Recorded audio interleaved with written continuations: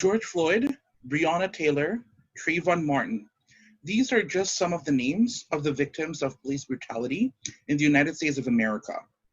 Currently, there is this very massive movement in the United States of America where you have the Black Lives Matter movement currently advocating for changes in the ways in which that the police department operates within each state. Now, currently, the most popular narrative that they're currently pushing is to have a defunding of the police. Basically, you want to remove significant funding, so not abolishing, but that the role of the police would be severely limited. They would only handle, for example, violent crimes, but domestic and minor offenses would not. That would mean that the number of police officers would be reduced, the amount of weaponries and facilitations that they have would be minimized. They would also have staff reduction. Now, we think that currently United States is in a very sensitive time. It is an election year, and it's pretty important for us to talk about racial equality, but it's also has been an uphill battle. And so that's why on government side of the house, we believe that we should try to fight for incremental changes rather than a radical one, because we believe that it yields better result. We think that taking a more radical approach is going to create more pushback and potentially more negative repercussions. So what we're advocating for on the government side of the house is that we want to have institutional reform. We want to change the system from within. So for example, we would want to have the recruitment of police officers to be more diverse, wanting to make sure that we have like police officers that come from the communities of color. We want to ensure that we have police officers that are Black, that are Latino, that are Asian, that are Middle Eastern, so that the demographics of the police department is in majority white. Second, we're going to be very aggressive in putting body cameras to ensure that if there are any misconduct, we would have physical evidence that can demonstrate whether or not the police was necessarily using excessive force.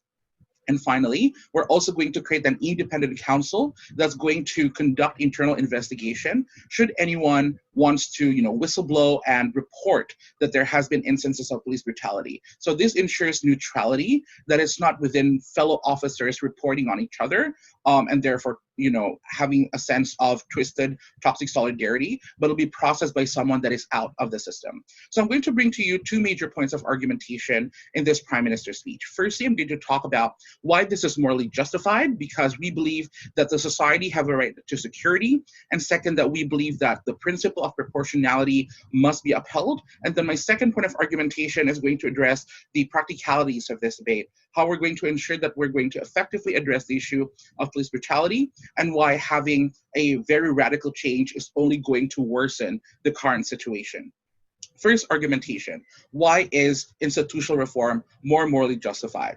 First layer of analysis is on the right to security. We need to recognize that every individual deserves the right to feel safe and secure within their community, because in absence of people feeling safe and secure, their livelihoods are completely damaged. People can't go to work in a safe manner. People can't conduct education. People can't, vote and, conduct every single aspect of their life properly if you have high crime rates. Now, it is important to recognize that many areas does experience that. For example, you probably want to talk about certain areas in New York, for example, in Bronx and Brooklyn, where you have that high number, right?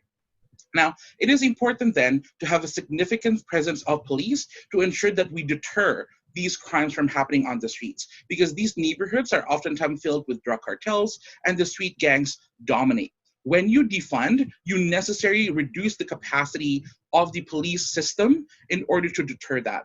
The mechanism would be significantly problematic because the system will be overworked.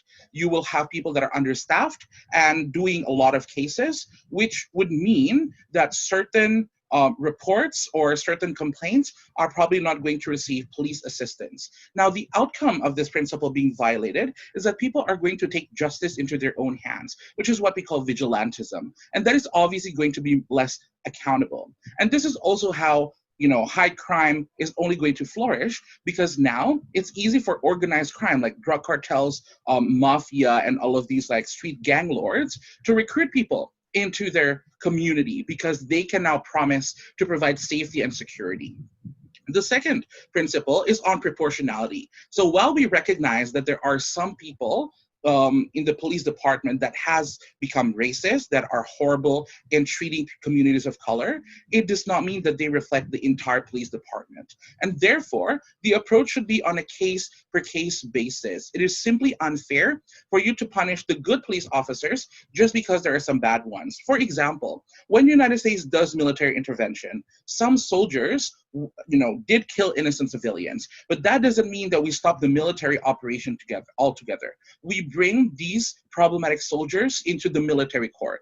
War criminals have mechanisms to be processed and be brought to justice in the ICC, or International Criminal Court. So these mechanisms do exist, and we need to make sure that we uphold the principle of proportionality, because not all parts of the police department are guilty or complicit in the acts of police brutality. And so that's why it's critical for us to ensure that these principles are upheld.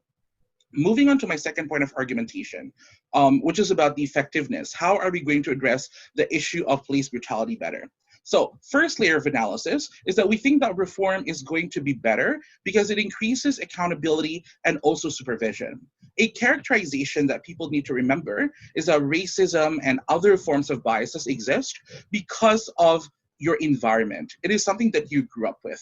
People aren't born racist, but because that there are minimal interaction between, for example, white people and communities of color, this is how stereotypes and prejudice tend to dominate our mindset, and therefore leading us into having, racist tendencies and things like that.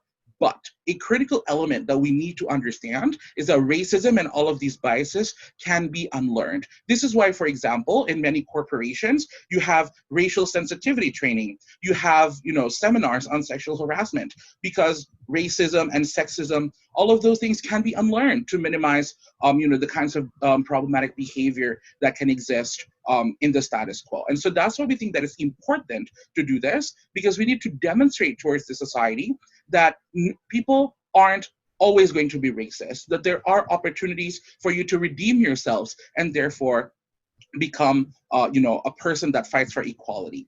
We think that by having this reform, and this is the second layer, is that this creates more involvement with the community. When the police departments have Black police officers, Latino police officers, it creates trust within the community and the police departments. Now, if you do defunding, it creates a fracture, because now white supremacists can point out and say, look at how awful Black Lives Matter is. They're trying to destroy our community by denying us police protection, by not wanting to have police on the streets. This is only going to inflame more racism, as if the interests of white people and Black people are inherently diametrically oppositional. We don't think that is necessarily good.